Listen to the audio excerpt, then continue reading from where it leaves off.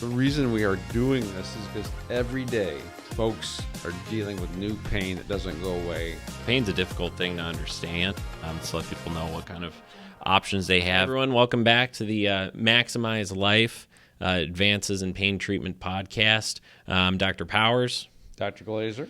And we're going to be talking today about a type of pain and a type of pain treatment that's the treatment's rather new.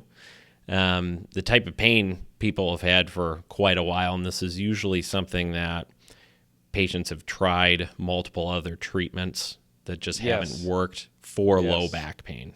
Yes, this is, we've had 3 treatments for the back of the spine, the facet joints, for years. Joint injections, nerve blocks, radiofrequency ablation. For the front of the spine, the disc pain and the disc vertebral interface.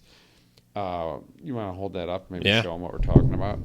For the front of the spine, number 1, because it's more difficult to reach. Number 2, because of the structures nearby that are dangerous for us to hit. It's been very difficult to treat. We've tried for the front of the spine, which is the disc and the vertebra. So we're talking about the front. That's these big bones over here. Exactly. And that's the anterior part of the spine. There hasn't been much we could do. There's been, we do epidurals, which puts steroid right behind the back of the disc where the tears are in the annulus. Yeah, that kind of ends up right along here.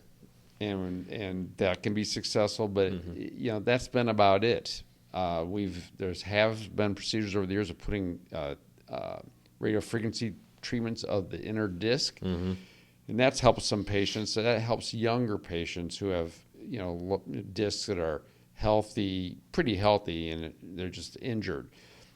The procedure we're going to talk about is for the chronic spinal pain from the front of the vertebra that occurs over time, and that's called vertebrogenic pain. And that's pain from where the disc interfaces with the end plate. Maybe you can explain that a little more. Yeah, so there's a nerve that lives in the vertebral body, so that's the bone. Here's the nerve right here. Yeah, the large bones of the spine. This nerve branches off your spinal cord, pierces through that large vertebral body, and goes towards the front of your body.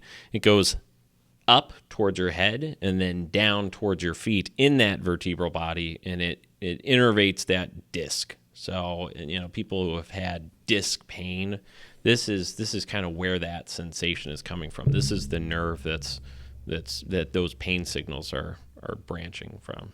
Yes, and it's actually disc vertebra pain. It's actually inflammation of the end plate. The end plate is the top and the bottom of the vertebra, and the end plate touches the disc, and when the disc becomes degenerated, then you get inflammation of the end plate, and we see changes on the MRI that are indicative of this inflammation. They're called modic changes. That's Dr. Modic named them, and that's on certain MRI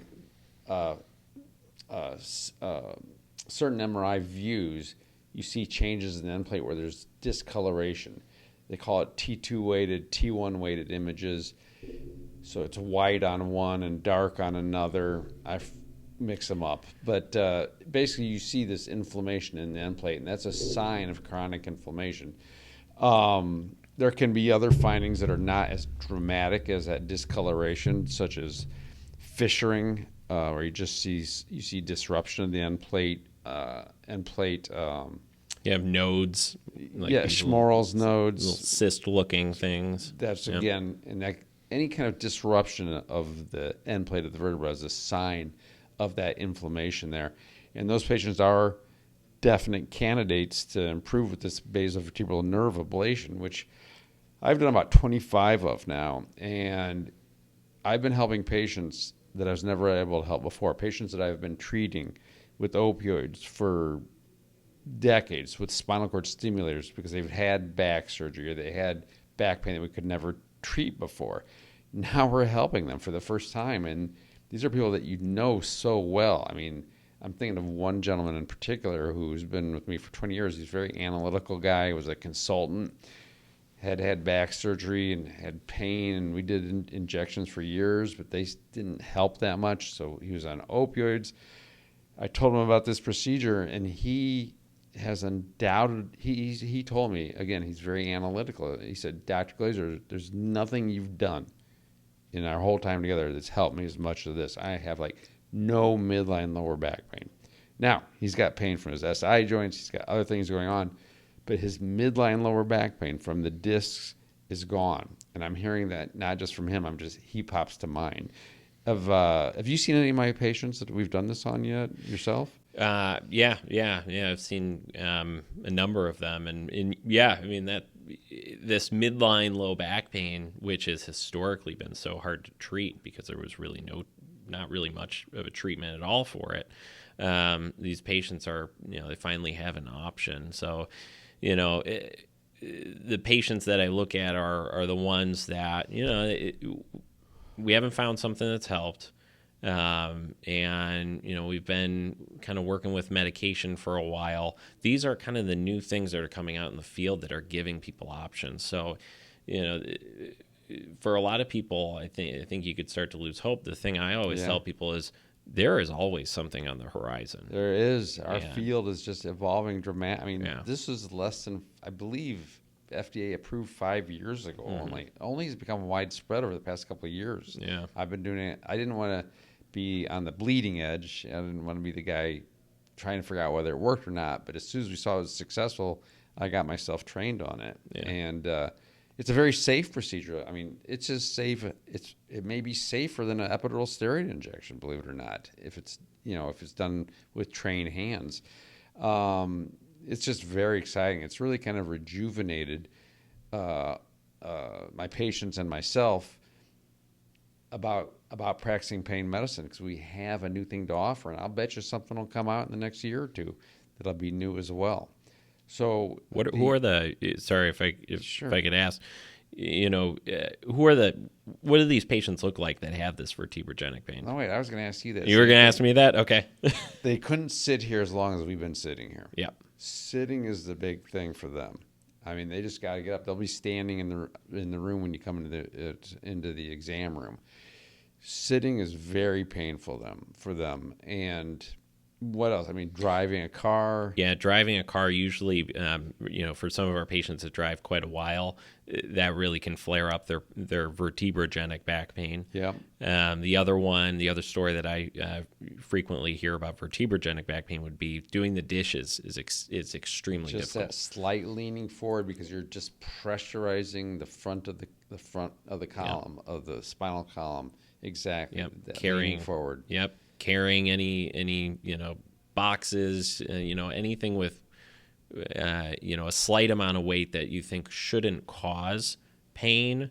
These patients can develop pain from carrying things in front of them. That's exactly sorts right. of activity, bending forward, and a lot of the times this sort of pain I see develop in those 40s to 50s age range is when it kind of starts. Yep.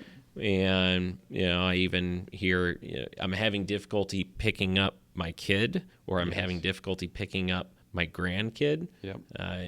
Because I get a lot of pain with that. Those are some stories I hear as well.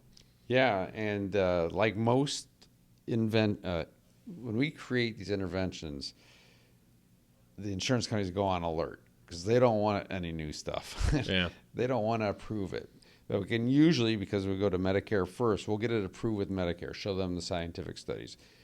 And as soon as we get Medicare on board, which is a process, then eventually some of the insurance companies will start approving it. And we just found out, I think last week, or a few days ago, that Blue Cross Blue Shield that covers Illinois is going to start approving this, which is just incredible news. It's really incredible, because a lot of patients, like we were saying, are in that age range where they aren't covered by Medicare yet. So this really is going to expand care for those patients and give them an option that doesn't have to be, I have to rely on pain medicine. Another group of patients is going to help is the Medicare patients who have Blue Cross Blue Shield supplementary income, because before this, Blue Cross Blue Shield would deny it, even though Medicare approved. So this is just great news. I mean, basically 70% of this practice is Blue Cross Blue Shield and Medicare. So we're going to be helping a lot of patients in the future. I'm really looking forward to it. I'll be honest with you, I think someday we'll be able to do this BVN, basivertebral nerve ablation. I think we're going to be doing it on patients who have failed facet joint treatments, not gotten better with epidurals, whether or not they have these signs of end plate inflammation. Because by the time you see end plate inflammation on MRI, that means bone has been remodeled. If we treat everything, if we give a patient everything we have to treat their pain and it doesn't help them, we should be allowed to do this in them because their pain's probably coming from the disc vertebra interface and the start of inflammation. So I'm hoping someday, probably won't be while I'm still working, just because these things move glacially slow, someday we'll just be allowed to do this before a patient does a fusion. Yeah. Whether or not they have these special findings of the modic changes. That's kind of arbitrary to me. That's late stage inflammation. We want to treat pain earlier than that. You agreed? Yeah, agreed. Yeah. And I think another common question that patients might have about this is they might say, well, I've had some other procedures and, they maybe work for a month, maybe 2 months, maybe 3 months. If I'm lucky, a year. How about this type of procedure? This is amazing. A lot of people have radiofrequency ablation procedures for their facet joints. That's a very successful treatment of the nerves coming out of the facet joints. A year long at most, because the nerve is myelinated and it grows back, which is great. They love it. We just repeat it in that situation. However, with this procedure, it does not appear to be a myelinated nerve. They don't know why. It's not growing back. The 5-year results are unbelievable for long-term pain relief. So this is a much more permanent procedure for patients. It appears to be, at least. It appears to be. I think everyone is cautious to say that it is a one and done, but the 5-year data is showing that patients are continuing to have pain relief of this type of pain. So I'm going to say one other thing about this radiofrequency procedures before I forget. People get nervous. If you're radiofrequencing a nerve, how am I going to feel pain? What if I do something wrong? They ask me that when we're treating facet joints or doing this procedure. These nerves deaden. If you radiofrequency this basivertebral nerve, you deaden the sensation from the disc and the vertebra where they interface.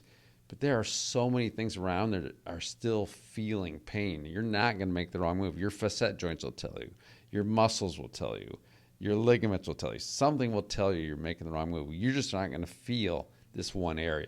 It's safe that way. I'm trying to explain it's very safe for that reason.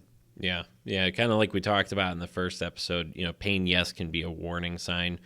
This is more talking about pain that has become chronic and is prohibiting, certain, prohibiting your life. Exactly. So this is a little bit of a different reasoning for doing this. And yeah, you're right. There's your back has so much innervation to it. It's not only the nerves that supply the joints in the back, but yes, it's the nerves that supply the muscles. And your body can also sense how stretched out are those muscles. Yeah. And so, I agree with you.